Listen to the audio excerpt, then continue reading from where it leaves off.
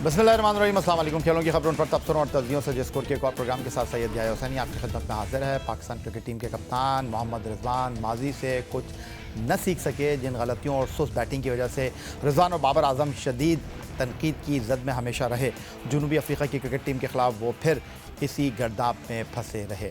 इसमें कोई शक नहीं कि बाबर आजम और मोहम्मद रिजवान पर मुश्तमिल ओपनिंग जोड़ी ने पाकिस्तान को कई फतूहात भी दिलवाई, लेकिन इस अमर में ये बात भी काबिल ज़िक्र है कि इस बात को मान लेना चाहिए कि उनके विकेट बचाने और इनफरादी स्कोर को बेहतर बनाने की कोशिश में नुकसान टीम पाकिस्तान को नाकामी की सूरत में भुगतना पड़ता है।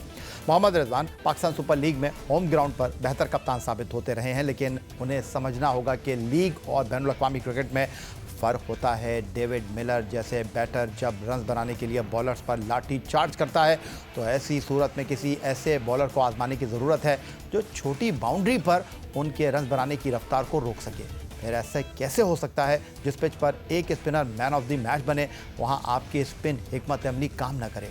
अभी पाकिस्तानी बैटर्स का मुकाबला तो जनूबी अफ्रीका की सेकंड स्ट्रेंथ बॉलिंग से है। अगर बैटर्स की ऐसी ही कारकर्दगी रही तो वनडे और टेस्ट में पाकिस्तान टीम मैनेजमेंट को लेने के देने भी पड़ सकते हैं। डरबन के किंग्स मीट ग्राउंड पर जनूबी अफ्रीका टॉस जीतकर पहले बैटिंग करने के लिए मैदान में उतरा। शाहीन शाह अफरीदी आराम करने के बाद ताज़ा दम होकर क्रिकेट के मैदान में वापस आए और पहले ही ओवर में विकेट लेने के अपनी आदत को उन्होंने बरकरार रखा और दूसरे एंड से अबरार अहमद ने हैंड्रिक्स और रेडजिक को पवेलियन भेजकर पाकिस्तानी बॉलिंग को अच्छा आगाज़ फराहम कर दिया।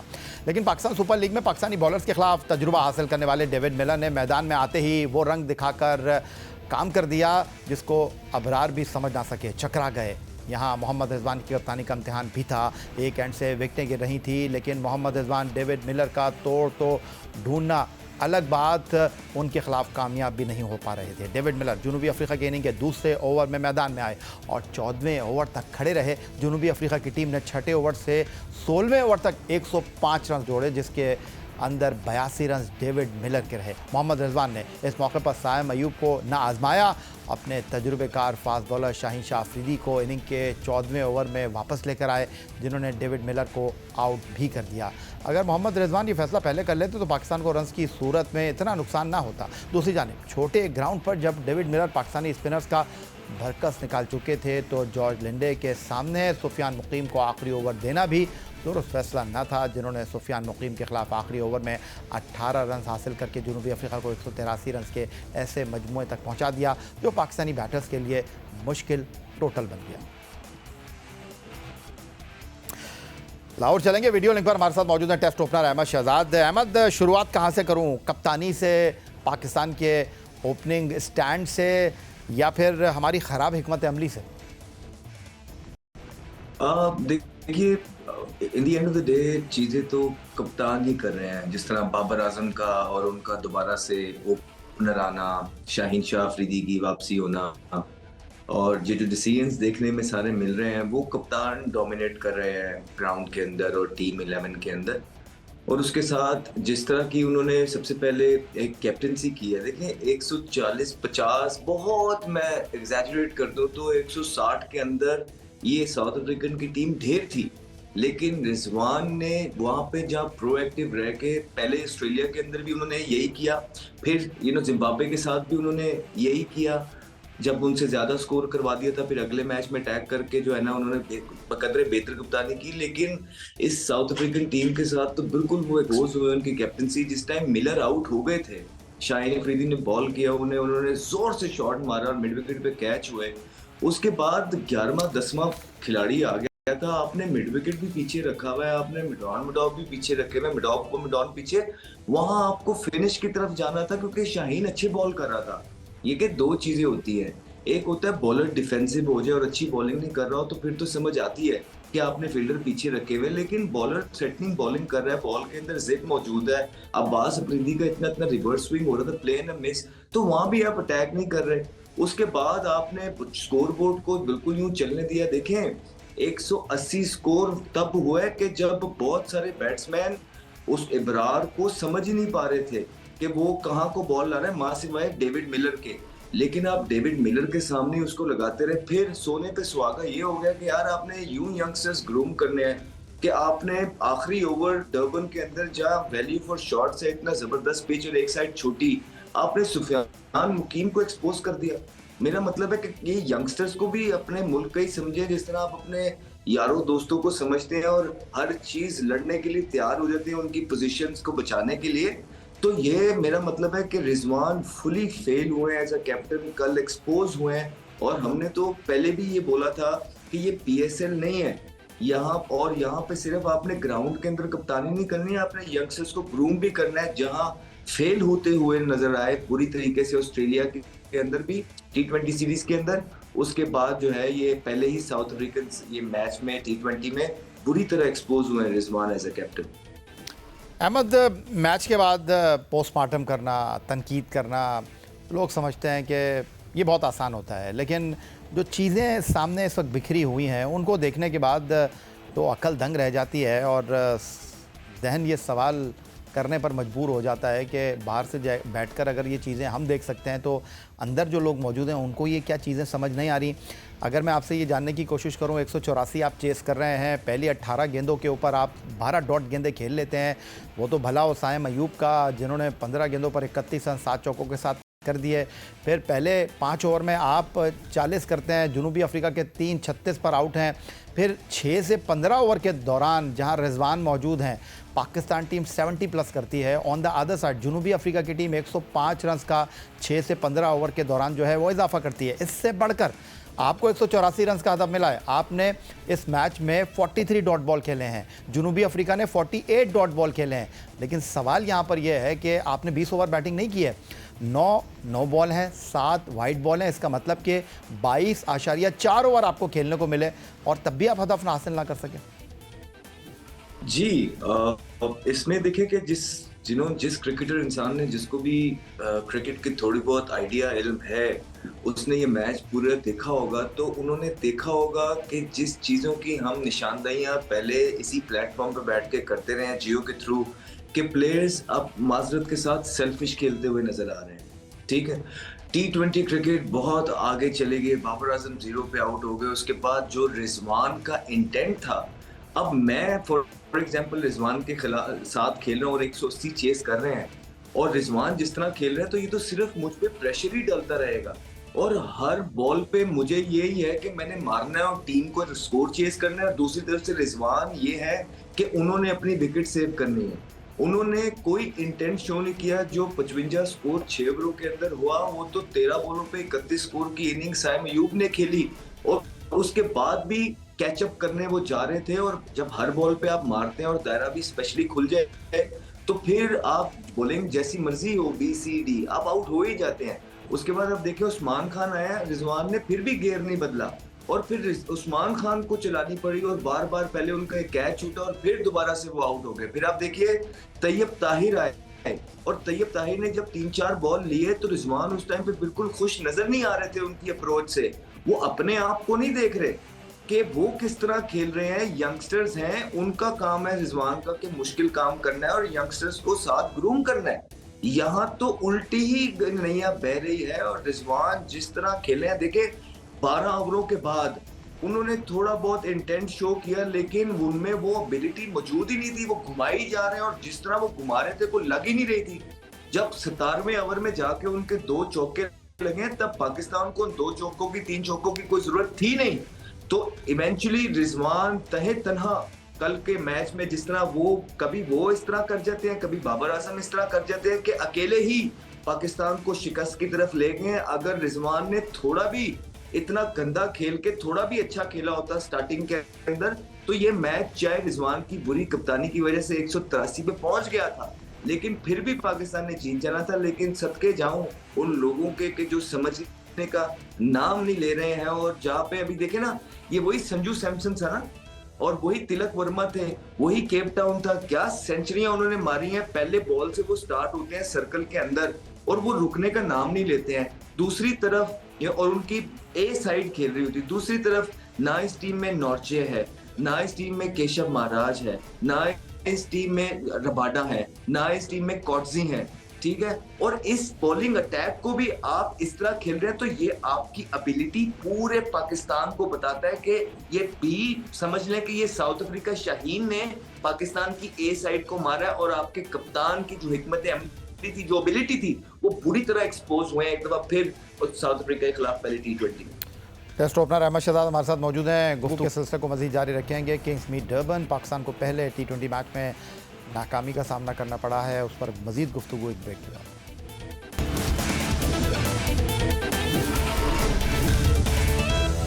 184 रन के हदफ के लिए पावर प्ले में एक अच्छा आगाज़ ही पाकिस्तान की पोजीशन मुस्तहकम कर सकता था, लेकिन पाकिस्तान टीम मैनेजमेंट आखिरी 6 T20 बैनुल-अक़वामी मुकाबलों में 5 ओपनिंग जोड़ियां तब्दील करने के बाद 7वें T20 बैनुल-अक़वामी मुकाबले में फिर मोहम्मद रिजवान और बाबर आजम के ओपनिंग पेयर के साथ गई। इस ओपनिंग जोड़ी की नाकामी की वजह से तो नई ओपनिंग जोड़ियों को आजमाया जा रहा था, तो फिर वापस वही गलती क्यों दोहराई जा रही है, जिसका खमियाजा इब्तदाई 3 ओवर्स में ही भुगतना पड़ा, जब 3 ओवर में सिर्फ 18 रन बने और इसमें बाबर और रिजवान की ओपनिंग जोड़ी ने 11 डॉट गेंदें खेली। इन 3 ओवर्स के 18 रन्स में 9 एक्स्ट्रास भी रहे, जिसमें 2 लेग बाय के चौके और 1 वाइड गेंद रही। तीसरे ओवर में बाबर आजम बिना कोई रन बनाए नौजवान फास्ट बॉलर मामपाका की गेंद पर थर्ड मैन पर कैच दे बैठे। अहमद शहजाद साहब, हम आगे जा रहे हैं या पीछे जा रहे हैं, बात समझ से बाहर है और दोनों तजुर्बेकार खिलाड़ी हैं, इसमें कोई शक व शुबे की गुंजाइश नहीं है, लेकिन तनकीद ये भी हो रही है कि जिस तरह बाबर रिजवान को अब मौके फ़राहम कर रहे थे, अब रिजवान कप्तान बने हैं तो वो बाबर को छोड़ना नहीं चाहते। जी, हमने पहले भी यही बात की है, कोई नई बात नहीं है। जो बात हम कर चुके हैं वो आपके सामने सच सच बन के जरूर आती रहेगी सूनर और लेटर। हमने बोला था कि आपने सिर्फ चेहरा चेंज किया है। इन दोनों का बहुत सारे प्लेयरों के साथ एजेंट भी सेम है और जो फेवर्स बाबर आजम रिजवान को देते रहे हैं, अब रिजवान पूरी कर रहे हैं, लेकिन मुल्क का कोई सोचने के लिए तैयार नहीं है। देखें, हमारे किसी के साथ कोई पर्सनल बात नहीं है, ना कोई एजेंडा है।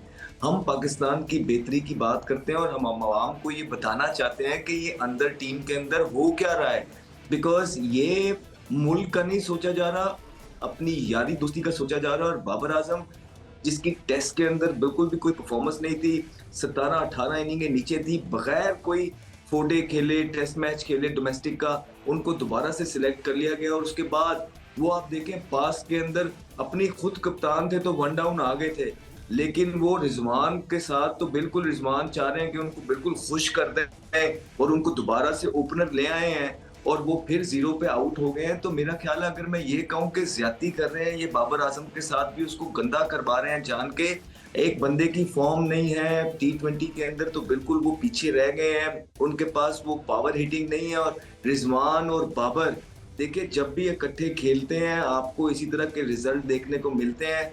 पीछे भी आप देखें कि दोनों में से एक जब आउट हो गया था पावर प्ले के अंदर, तो ऑस्ट्रेलिया के अगेंस्ट भी पावर प्ले में स्कोर जो था, जब वसीम खेल रहा था, इरफान खेल रहा था, तो बेहतर स्कोर आ गया था। आज फिर जब साइम खेला तो 55 तक चला गया। आप ये दोनों प्लेयर्स के साथ इकट्ठे नहीं जा सकते T20 की टीम के अंदर, आपको दोनों में से एक को बिठाना पड़ेगा। रिजवान कप्तान है, रिजवान कप्तान खुद तो नहीं बैठ जाएगा, लेकिन बाबर आजम जो है जिस फॉर्म के अंदर वो हैं और जो T20 के अंदर उनकी एबिलिटी है, वो दुनिया से खासे पीछे रह गए हैं। अब उनके साथ T20 फॉर्मेट में जाना मेरे ख्याल से मुल्क के साथ ज्यादती है। आपके पास यंगस्टर्स, साइम अयूब जैसे यंगस्टर्स पड़े हैं, फिर फखर जमान आपके पास है जिसके साथ पीसीबी ने बड़ी ज्यादती की है पीछे। तो आई थिंक ये this is the way forward. Usman Khan पड़े हैं, साहिबजादा इरफान है, बाबर आजम के पे जो रिस्पॉन्सिबिलिटीज पाकिस्तान क्रिकेट बोर्ड ने पिछले 4 से 6 सालों में डाली है कप्तानियों की चीजों में, वो बहुत चीजों में उलझ गए और जो टाइम उनको अपनी गेम को इम्प्रूव करने में लगाना था वो किसी और चीजों में लगा बैठे, जिसकी वजह से दुनिया आगे निकल गई। और बाबर आजम जो है टेस्ट के अंदर उनकी बिल्कुल भी रन्स नहीं है और T20 के अंदर तो वो उनकी जो पावर है और 6 हिटिंग एबिलिटी है वो दुनिया से खासे पीछे रह गए। अच्छा अहमद, कप्तान मोहम्मद रिजवान पर माजी में भी ये तनकीद रही है कि वो अपनी विकेट बचाते हुए इनिंग के आखिरी ओवर्स तक बैटिंग करते हैं। इनफरादी तौर पर तो वो निफ सेंचुरी और बड़ा स्कोर करने में कामयाब हो जाते हैं। किंग्स मीट डर्बन पर उन्होंने T20 करियर की 30वीं निफ सेंचुरी भी बनाई, लेकिन टीम मैच नहीं जीत पाई। जनूबी अफ्रीका के खिलाफ पहले T20 में भी मोहम्मद रिजवान ने यही गलती की, इब्तिदा में सुस्त बैटिंग करते रहे। अगर साइम अयूब 7 चौकों की मदद से 15 गेंदों पर 31 रन ना बनाते जिस तरह आपने बताया, शायद पाकिस्तान 172 रन तक भी पहुंचने के लिए मोमेंटम ना पकड़ सकता। मोहम्मद रिजवान बतौर ओपनर आए और 20वें ओवर की दूसरी गेंद पर 74 रन बनाकर आउट हुए। डेविड मिलर इनिंग के दूसरे ओवर में आए और 14वें ओवर तक क्रीज पर रहे, लेकिन वो जनूबी अफ्रीका के लिए रन्स की अंबार लगा गए। जनूबी अफ्रीका ने छठे ओवर से 16वें ओवर तक 105 रन हासिल किए, जिसमें डेविड मिलर का किरदार मरकजी रहा और मोहम्मद रिजवान की मौजूदगी में पाकिस्तान छठे से 16वें ओवर तक सिर्फ 84 रन जोड़ सका। डेविड मिलर ने अपनी इनिंग के दौरान 8 छक्के लगाए। मोहम्मद रिजवान ने 3 मरतबा ये कारनामा सर अंजाम दिया। पाकिस्तानी बॉलर ने जनूबी अफ्रीका के खिलाफ सिर्फ 2 एक्स्ट्रास दिए थे, मगर जनूबी अफ्रीका की टीम ने पाकिस्तान के खिलाफ 23 इजाफी रन भी दिए, जिसका मतलब यह है कि 172 रन में से पाकिस्तान बैटर सिर्फ 149 रन ही बना सके। ये तो कुछ आदाद शुमार थे, लेकिन सवाल अहमद यहाँ पर यह उभर रहा है कि एक चीज़ जो हम ओपनिंग के हवाले से अब तक तय कर नहीं पाए हैं, कुछ मामला मिडल ऑर्डर में भी हमें ऐसा ही दिखाई दे रहा है। हमने सलमान अली आगा को नाइब कप्तान बनाया, कल हमने उनको बाहर बिठा दिया, फिर उसके बाद एग्जीक्यूशन की बात हो रही है। कल रिजवान बैटिंग कर रहे थे, लेकिन तैयब ताहिर को आते ही ये कहा गया भाई आप मारें, और फिर उसने छक्का भी मारा, तेज़ खेलने की कोशिश में आउट भी हो गया। लेकिन एक चीज़ जो समझ से बाहर है कि इरफान एज ए बैट्समैन खेल रहे हैं, उनका स्ट्राइक रेट शाहीन आफरीदी से ज़्यादा बेहतर है। शाहीन आफरीदी से बेहतर स्ट्राइक रेट अब्बास आफरीदी का है, लेकिन शाहीन आफरीदी छठे नंबर पर बैटिंग करने के लिए आ गए। जी, जब ऊपर से गलतियां कर रहे हो ना, जब ऊपर से कप्तान खुद ही गलत खेल रहा हो, तो वो कोई ना कोई सियासतदानी लगाने की कोशिश करता है कि कुछ काम कर जाए। ठीक है, जो कि रिजवान ने शाहीन की सूरत में लगाने की कोशिश की, लेकिन उसका नुकसान पाकिस्तान ने भुगता। उसके बाद आप देखिए कि किस तरह आप मिडिल ऑर्डर कोई बना सकेंगे कि अभी तक आप रोना रोते हैं कि मिडिल ऑर्डर नहीं। अब मैं अपनी अवाम से, पाकिस्तान की अवाम को सिर्फ कहता हूँ कि समझें, पहले जब बाबर आजम और रिजवान खेलते थे तो हम उस टाइम बाहर नहीं थे, वो पहले भी यही करते थे। वो पहले भी खुद स्लो खेलते रहते थे और बाकी प्लेयर्स को आके कहते थे कि पहली पहली बॉल पे मारो। ये साउथ अफ्रीका मैच एक दफा फिर अक्सी है वो सारी चीजों की कि जिस तरह रिजवान आराम से स्लो खेलते गए और उसके बाद उनके साथ जो भी प्लेयर आ रहा था उसको क्लियर इंस्ट्रक्शन थी कि आपने बस अंधाधुन मारनी है, और वो मारते हुए देखिए आउट होते गए। फिर नियाजी को आपने शाहीन से भी नीचे भेज दिया। आप किस तरह कोई मिडिल ऑर्डर है भाई इस तरह बना सकते हैं? मतलब मेरी तो समझ से बाहर है ये स्ट्रेटजीज, ये प्लानिंग। शायद मैंने क्रिकेट खेली नहीं है, शायद मुझे क्रिकेट का बिल्कुल आइडिया है नहीं, क्योंकि ये जो क्रिकेट पाकिस्तान की क्रिकेट टीम खेल रही है ये हमने सारी जिंदगी में नहीं देखी है।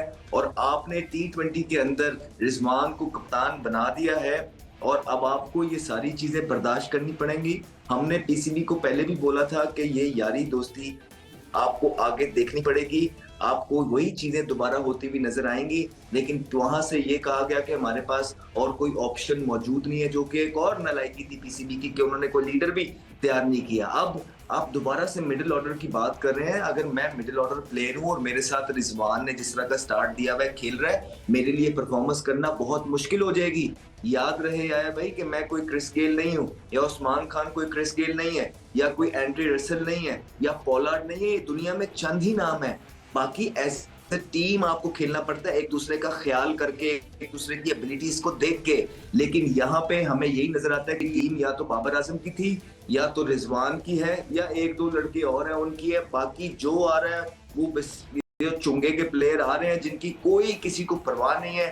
पहले भी मैनेजमेंट इन चीजों पे चुप होके बैठी रही और सारी चीजें इन दो प्लेयर्स पे डाल दी, और अभी भी यही लग रहा है कि वो दोबारा से चीजें होती हुई आ रही है और मैनेजमेंट चुप करके उनका तमाशा देख रही है और रिजवान अपनी मनमानियां कर रहे हैं और अपने दोस्त के साथ ओपन आ रहे हैं। और जिस तरह की इनिंग वो खेले हैं, थोड़ी सी शर्म आनी चाहिए कि आप जीते हुए मैच पहले कप्तानी में आपने 160 से 180 स्कोर करवा दिया और उसके बाद जो है ना आप 18वें ओवर तक खेलते गए, रोकते गए और आपने पूरा मैच हरवा के आप बाहर हो गए। क्या इनकी कोई अकाउंटेबिलिटी करेगा इस तरह की परफॉर्मेंस पे जो ये खेले हैं? अगर मैं मैनेजमेंट के अंदर होता ना, तो चाहे ये कप्तान थे रिजवान या नहीं थे, मैं मेक श्योर करता या तो बिल्कुल इनका तरीका बदल रहा था अगले मैच से खेलने का, चाहिए पहली बॉल पे आउट हो जाए, या तो मैं मेक श्योर करता कि अपनी जो इनको कप्तान बनाया गया है उसके बारे में मैं रीथिंक करता और कहता कि ये मैंने ठीक डिसीजन लिया कि गलत किया। बिकॉज कल की इनिंग ये कोई पहली इनिंग नहीं थी जो रिजवान ने खेली है। जब ये मैच फिनिश कर पूरा ऊपर से खेल जाते हैं और मैच फिनिश करके नहीं जाते। भारत के